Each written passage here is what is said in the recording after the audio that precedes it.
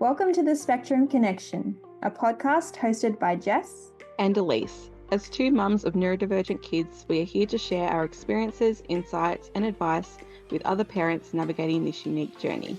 Join us as we discuss everything from daily challenges to breakthrough moments, all with a focus on understanding and celebrating neurodivergence.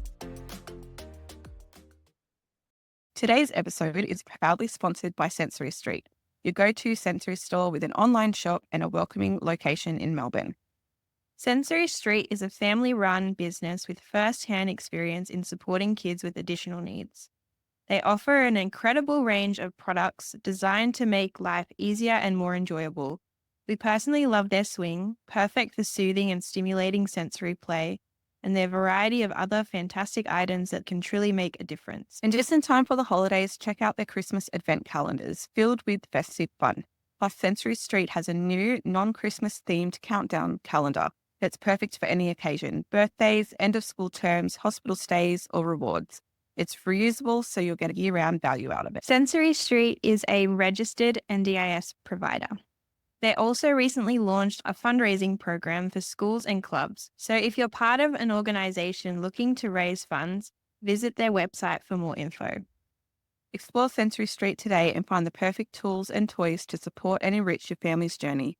Head to their online store or drop by their Melbourne location to see all they have to offer. The link to the website will be in our show notes. In this episode, we're going to be speaking about unhelpful advice, or what not to say to autistic people and their families. This is an interesting one. Yes. I think a lot of people have had many of these comments, and I think it's very relatable. Sometimes, sometimes the comments, they kind of are a bit funny. You just laugh at them because of the ignorance, but then sometimes they truly do get to you. So hopefully anyone who's watching this and has said these things in the past can learn from these and try not to say them in future. I think there's a few things that I actually said a while back that now I'm like, why did I ever say that? So I think it is like a learning opportunity, but also some of them, common sense, just don't say them. Yeah, and they're things that you wouldn't say to anybody, but I don't know. Sometimes people just, I don't know. Yeah. Yeah, I think people speak before thinking sometimes, and I do that too, but I think it's just kind of mind-blowing that people will say these types of things and think it's okay somehow. Some of them are not too bad. Some of them I'm like, oh, yeah. I've heard a lot of these comments that we asked our community on Instagram to share some comments that they've heard that were unhelpful, whether they're autistic or to parents of autistic kids. And they just don't make you feel good when you hear them. You're like, I mean, that was really helpful today, and how you respond to those. It's those moments where I should have said this and I should have said that afterwards. That's what I find anyway. Yeah. Hindsight is a great thing. You could have all these responses that are perfect, but usually in the moment you're just kind of in shock because you're like, did you actually just say that to me? And you usually got your kid with you, so you could kind of like distracted. Yes. I've had a few unhelpful comments, but one comes to mind when, initially telling people in our lives about Jacob's diagnosis, a lot of the comments were like, I'm sorry, I'm sorry that he's, got this diagnosis. It's all very doom and gloom, which if you're not like aware, I feel like it's understandable. But in those moments, it just did not make me feel good. Not at all. I was like, okay. I think someone also led on with like, I'm sorry for this. And then it was, oh, hopefully he'll grow out of it. Oh, I hate that one. That one gets to me so bad. Oh, hopefully, God, hopefully he'll grow. Yeah. Yeah. Yeah. Interesting. Interesting comment. I think it comes from a place of wanting to help or fix or solve a situation. Or but Yeah, it just comes from that doom and gloom method of diagnosis. But yeah, have you had any unhelpful comments, Ellie? Oh yeah, I've had that. Hopefully they'll grow out of it. One, and having to explain to the person that it's a lie, like it's a disability. Disability means lifelong. Like we don't just grow out of it. 'Cause here I am, 35, still autistic. Fancy that. Yeah, I've had, the one that I think everyone's heard is, what is it? I just had a mind blank. Everyone's a little bit autistic. That just, and it shows up like at workshops that I deliver, and, and it's comments from well-meaning people. Like they're trying to, I don't know, like make it relatable. Like, oh, I experienced that too. And then having to explain to people that, no, that's not, like it diminishes our experience, like by saying that, you're not actually saying that helpfully. And having to explain the difference between sensory preferences and sensory differences. But like when it's just said in a everyday conversation, like you're at the hairdresser, for instance, and you're never going to see them people again. And you're just like, yeah. Then go by your day. But like when I'm in a position, for instance, at like a workshop or, I'm in that education role, that's when I would like correct in trying to be polite. It doesn't always work that way for me because I don't have that filter, but I try. And one that I've had recently, actually, from somebody who, I'm guessing neurotypical children, said to me, like, I know that autistic kids struggle with transitions, but like sometimes they just have to do what they've got to do. And said, like, if a sibling had to go to practice, like, soccer practice or something, for instance, they just have to go. Like, they just don't have a choice. And I was just there like, oh, yeah. And I just like ended the conversation because I thought, if only you knew, like, come and spend a day in our family life. Yeah, other kids or other people have things to do, but you know what? That sometimes means that we can't leave the house. So, like, that's what comes with this family life. That's what comes with the disability. Like, no, it's not a choice. I just feel like why does a person who's never experienced the life feel the need to say something like that to a parent? Because it's like, you don't know, so why are you giving a solution like that? I've kind of told everyone in my life, like, I don't want any help for anything, any solutions, none. Because, I think you don't know. So how are you going to help in that situation? But going back to what you said about we're all a little bit autistic, I've heard that many times over. But I often wonder if those people are undiagnosed neurodivergents, because if we're all a little bit autistic, like I know someone in particular in my family says it a lot, and I'm like, I wonder if you're like, I think, well, actually, I know you're saying that because you do experience these things, but not everyone experiences them. Experiences those. Yeah, that's true. I think it's just and your family and the people at your workshops are probably people in families with autistic people. So who knows if they're all like neurodivergent.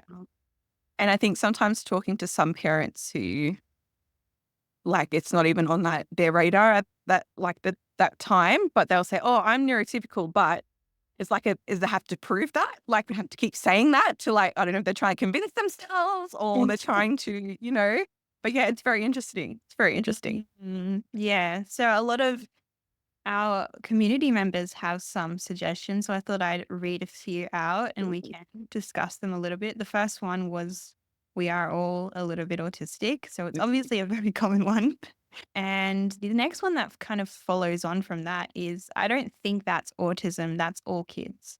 I've gotten that one a lot, especially about my daughter. Yeah.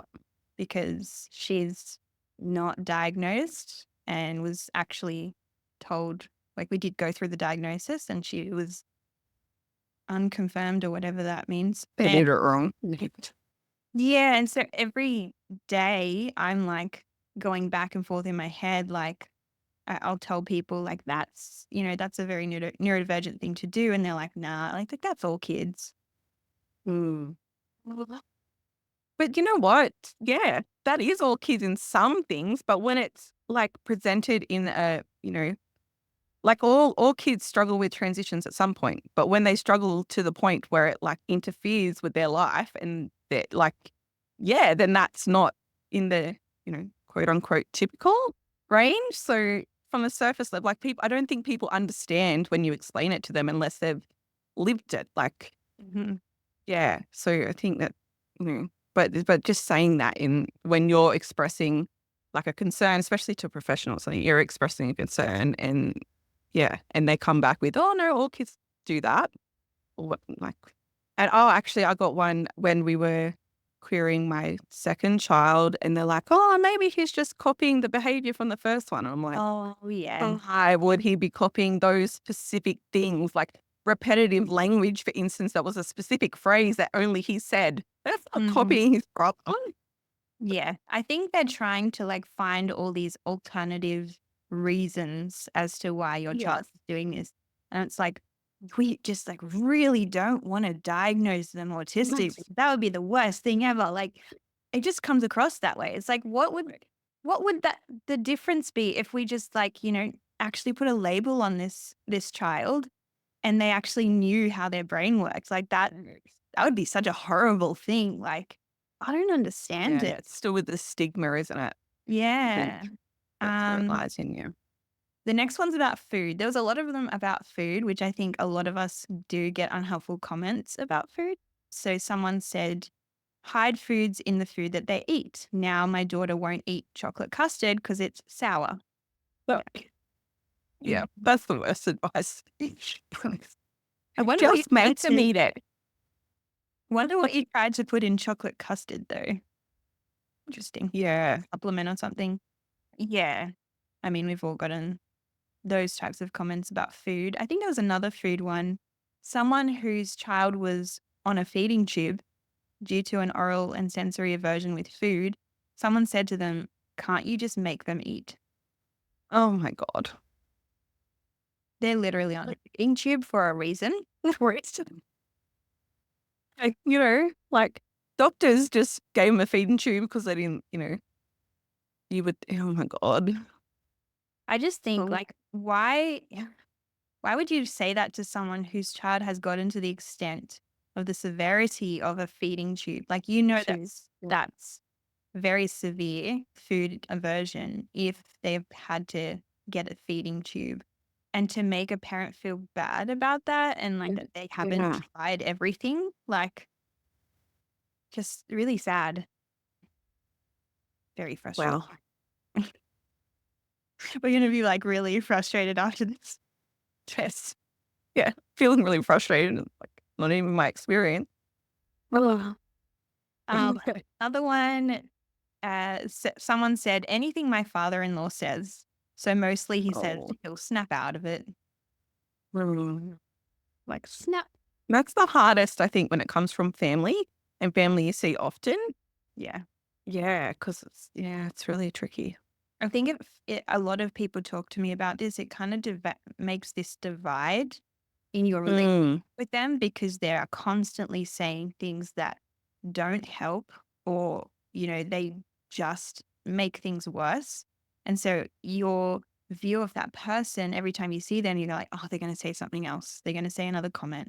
So that relationship is just going to get worse and worse and worse. And people wonder why we sort of drift away from particular people or family members. It's like maybe every single time we're with you, something's going wrong. Maybe just like realize that. And then the relationship for the kids too with the family member, like if they're going to openly say those things, how do they treat the children or talk about them in front of like that kind of stuff? Yeah, comes across.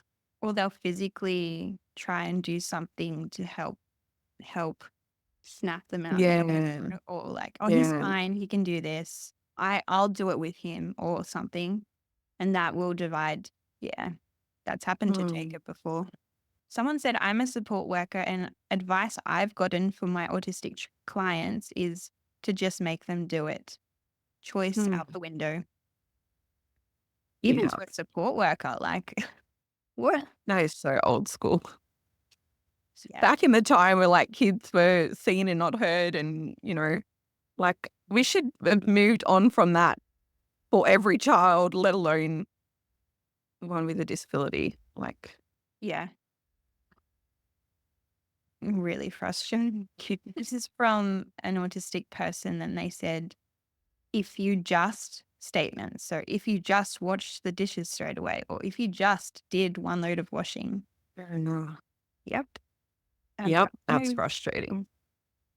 I Yep. obviously didn't know that I had ADHD for a really long time, but I would get those comments all the time. And I used to think to myself, I am trying to do things. It just doesn't work like that. My brain doesn't Yeah. work in those modes. Like I can't continuously do things. I get a surge of energy and I can do everything, or else nothing. And then you wiped out for 3 days. That's my experience anyway. Yeah. But yeah, I have gotten those comments like, why can't you just do it? Why can't you? Yeah. I wish I knew. Just in the back of your brain, why can't you just shut up? That'd be nice.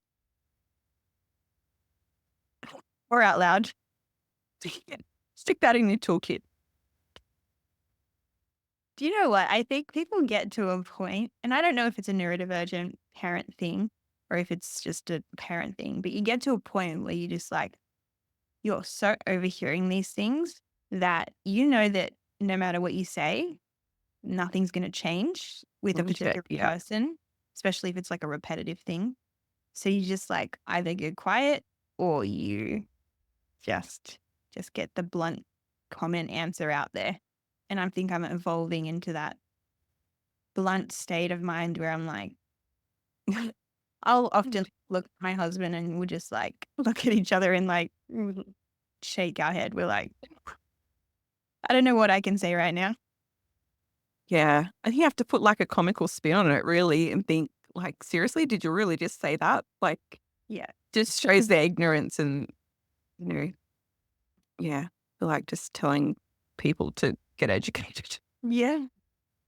But then it gets to the point where you like, you've educated enough and you're like, okay, I'm done. I'm tired. You guys aren't going to Right. listen. Yeah. Yeah. You just go away. What's another one? Just treat them the same way and they will have to adapt, or the same as everyone else. Yeah. Oh, this is Yeah. I had someone say something once about how, like, everyone wants to be treated the same, but then expected to make allowances. Was it like, and I just kind of thought, like, did you really just think? yeah. Yeah. Or if you put them in school, like, they need to be treated the same as the other kids. Yeah. Yeah. So this specific comment that I was thinking of, my child at the time struggled to not wear his hat. So he wore his hat everywhere. And when he was at school, he was asked in the classroom to take it off. And I had to so many times say to them, like, this was at the time where he was, school refusal, school can't, struggling to get him there. And I was just like, can we just forget about the hat for a moment? He's in the classroom. I've got him there. He's more comfortable with his hat on. Can we just, think? But it was just an ongoing thing. And I was just having conversation with somebody and they were like, oh, yeah, I can kind of see, though, the teacher's point. Like, everyone in the classroom should be expected to do the same thing. And I'm like, yeah, but you also see my point that he's in a supported class, for one. So everyone in that class should have different accommodations. And what does it matter? It's a bloody hat. And that idea of taking your hat off is like so 1950s or wherever the hell it came from. Like, who made that rule? So, Picky, like, yes. And I was talking to this person like I was, venting. I was like, I'd been upset. I was crying. I was like explaining how hard things were. And that's what they came back to me about. And then I was just like, yeah, this conversation is going to end right here because you don't understand my experience. So, yeah. we've had Yeah. similar with like the school uniform for Jacob. Mm, But in the end, I just was like, nah, he's not wearing it. And they bring it up every so often. I'm like, no, he's not wearing it because I know that he won't even listen. He won't even take in any information if he's wearing that school Yeah. uniform. So I would just send him in there. Everything else now, and they've kind of And it's stopped.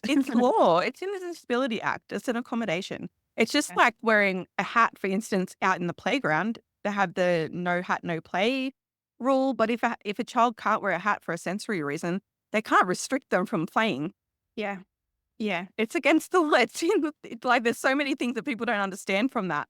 Because the sensory I'm losing my voice. The sensory reasons are part of the disability. So like they Yeah. have to accommodate those things, and it's a reasonable accommodation. Like it's not like you're asking them to build a whole new building. It's just simple uniform or a hat or It doesn't change Why peop- anything. Like, I don't understand. no, I don't understand uniforms in general. no, that's right. Yeah. Because what is the point? But anyway, they have them. But I just think, yeah, it's really frustrating when you hear stories about kids going to school and needing certain accommodations, but teachers sort of treating them as if they're not accommodations, or they're like toys, or they're, play items. We only use that at recess, like things like that. I've heard, and I'm like, Yeah. just what is happening to the education system? I don't understand it. Just need to get with the times. Come on. Times. Yeah. Yeah. And thinking, oh, if they have that, then everyone else is going to want that. No, it doesn't have to be that way. Kids are really adaptable if you just explain. And when it comes to sensory tools, this is another tangent, but they say like, oh, if they have it, then other kids are going to want it. And then everyone in the classroom has got sensory tools. I'm like, yeah, and So they're not throwing them at each other and like, so yeah, it helps if it's engaging them to learn. How many kids out there are undiagnosed right now? And what, because they don't have a label, they're not allowed a sensory tool? Like, come on. Seriously. yeah. At the great thing about Jazz's teacher and classroom is they have a whole big tub of fidgets that anyone can access at any time. They've got weighted toys and pillows and blankets. They just got so many things, and the kids can access it at any time. And I'm like, that is the like single most greatest thing I've ever seen, but it shouldn't be so amazing to me, because it should just be like, Yeah. every classroom should have that, because so many kids struggle, and I don't know. Anyway, I'll backtrack and go back to the topic. What's another one? You just need to hold the boundary and he'll eventually learn it doesn't get attention. Yeah. That works. Yeah, that's something I've heard before. And I think I heard it from doctors as well. It's like, you need to treat this. They didn't say these in these words, but like, you need to treat this as a bad behavior kind of thing. Like, you need to discipline them for it, and then don't give them attention for it. I've heard that. Maybe we'll do a couple more. So this person was told to take away my toddler's milk so he will eat more. Almost ended up on a feeding tube. Advice from a dietitian who had 3 autistic children of her own. That's horrible. Yeah. There's that thing. Maybe that strategy worked for her, but doesn't work for all kids.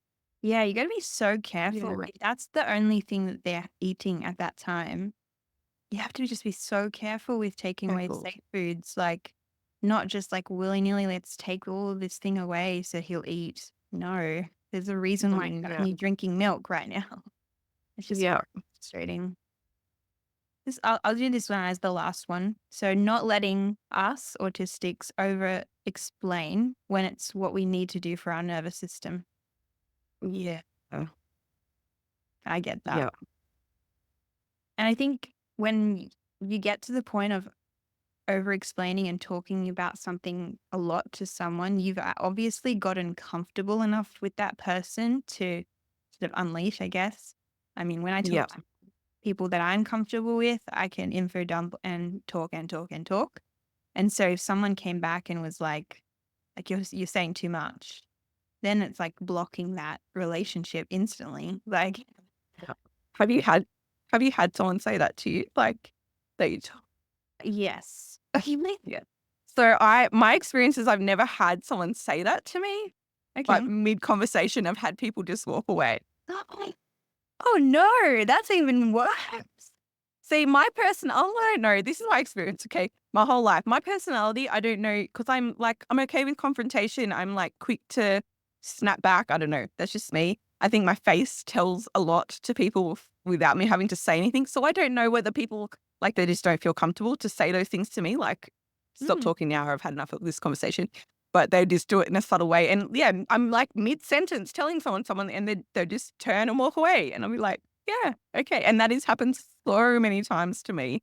I'm like, was I not talking loud enough? Was I like, before I knew I was autistic, I was just like, did they not hear me? Was like, Yeah. no, it's So just, much worse. Like, I'd rather someone tell me, like, yeah. with this conversation rather than just leave. Like, that's, And this is like at family parties, because like I've never, never really had big groups of friends. Go out to, I'm talking family. This is family parties.